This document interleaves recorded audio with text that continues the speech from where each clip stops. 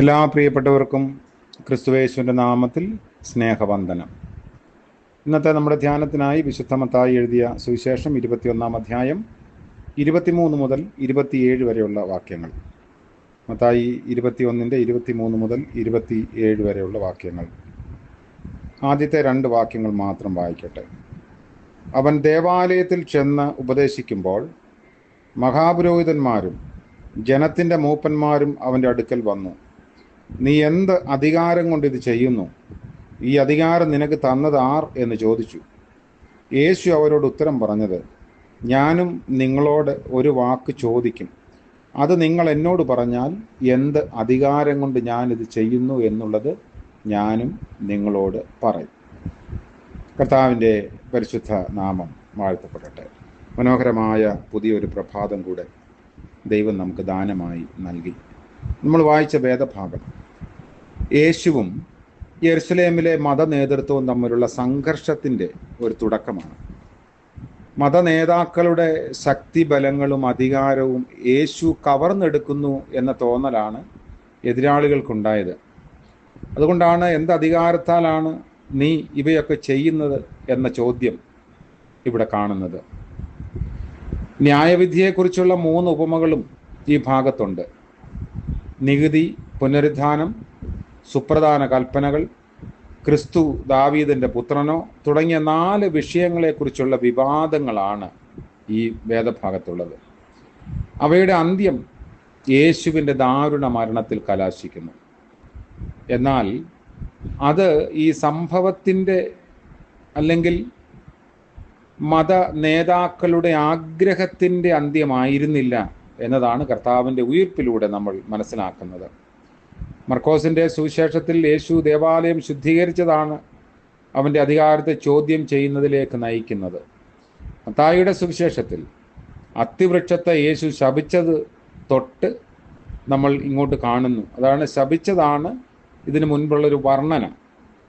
അതുകൊണ്ട് യേശുവിൻ്റെ എല്ലാ പ്രവർത്തനങ്ങളുടെയും വാക്കുകളുടെയും അധികാരം എവിടെ നിന്നെന്നാണ് മത നേതൃത്വത്തിൻ്റെ ചോദ്യത്തിൻ്റെ പൊരുൾ. അക്കാലത്ത് യഹൂദന്മാരുടെ ഉന്നതാധികാര സമിതിയായ സന്നിദ്രീം സംഘത്തിൻ്റെ 3 ഘടകങ്ങൾ പുരോഹിതന്മാരും മൂപ്പന്മാരും ശാസ്ത്രിമാരുമാണ്. അതുകൊണ്ടാണ് അവർക്കൊക്കെ അധികാരമുണ്ട്, നിനക്ക് എന്ത് അധികാരമാണ് ഉള്ളതെന്ന് കർത്താവിനോട് ചോദിക്കുന്നത്. കർത്താവ് അവരുടെ ചോദ്യത്തിന് മറുചോദ്യം ചോദിക്കുന്നു. യോഹന്നാൻ്റെ സ്നാനം സ്വർഗത്തിൽ നിന്നോ മനുഷ്യരിൽ നിന്നോ? യോഹന്നാൻ്റെ സ്നാനം എന്നാൽ യോഹന്നാൻ്റെ സാക്ഷ്യവും ഉപദേശവും അതിൽ അന്തർലീനമായിട്ടുണ്ട്. ചോദ്യത്തിന് ഉത്തരം നൽകാൻ കഴിയാതെ അവരൊഴിഞ്ഞു മാറി. ചോദ്യകർത്താക്കൾ നിഗളികളും സ്വാർത്ഥമന്വേഷിക്കുന്ന പാപികളുമായതുകൊണ്ടും യേശുവിനോട് ഉത്തരം പറയാൻ അറിഞ്ഞുകൂടാത്തത് കൊണ്ടും യേശു അവരോട് ഉത്തരം പറഞ്ഞില്ല. അപ്പോൾ കാപഢ്യം നിറഞ്ഞ ഹൃദയമുള്ളവരും താമസിയാതെ ക്രൂശിലേക്ക് തന്നെ നയിക്കും എന്ന് കർത്താവിന് അറിയാമായിരുന്നു.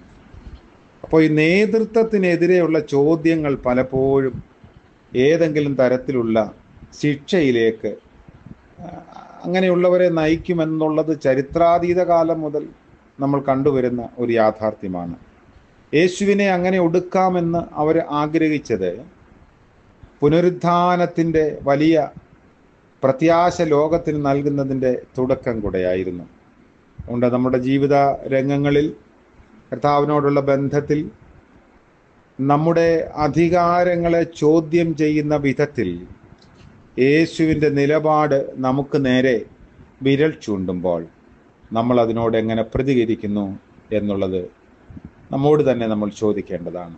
അധികാരത്തെക്കാളും സ്ഥാനമാനങ്ങളെക്കാൾ ഉപരിയായി കർത്താവിൻ്റെ നിലപാടുകളോട് ദൈവരാജ്യത്തിൻ്റെ നിലപാടുകളോടും യോജിച്ച് നിൽക്കാൻ നമ്മൾ ശ്രമിക്കുന്നുവെങ്കിൽ കർത്താവിൻ്റെ രക്ഷാനിർണയത്തിൻ്റെ പങ്കാളികളായി അവൻ നമ്മളെയും മാറ്റും. പ്രാർത്ഥിക്കാം. കരുണ നിറഞ്ഞ കർത്താവെ, പുതിയ പ്രഭാതം ദാനമായി നൽകിയതോർത്ത് നന്ദിയോടെ സ്തോത്രം. അവിടുത്തെ കൃപയിൽ അടിയങ്ങളെ ആശ്രയിക്കുന്നു. ഇന്നത്തെ പകൽക്കാലം ഞങ്ങളുടെ ജീവിത വ്യവഹാര ഇടങ്ങളിലെല്ലാം അവിടുത്തെ കൃപയും കരുണയും പകരണമേ. കർത്താവിനെ ചോദ്യം ചെയ്യാതെ ജീവിപ്പാൻ ഞങ്ങളെ സഹായിക്കണമേ. അവിടുത്തെ പൂർണ്ണമായ അധികാരത്തിന് കീഴടങ്ങിയിരിക്കാൻ ഞങ്ങളെ വിധേയപ്പെടുത്തുന്നു.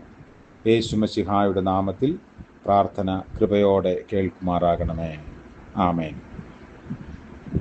സകല ബുദ്ധിയെയും കവിയുന്ന ദൈവത്തിൻ്റെ കൃപയും പരിപാലനവും നമ്മോടുകൂടെ ഇന്നും എന്നേക്കും ഉണ്ടായിരിക്കുമാറാകട്ടെ. ആമേൻ.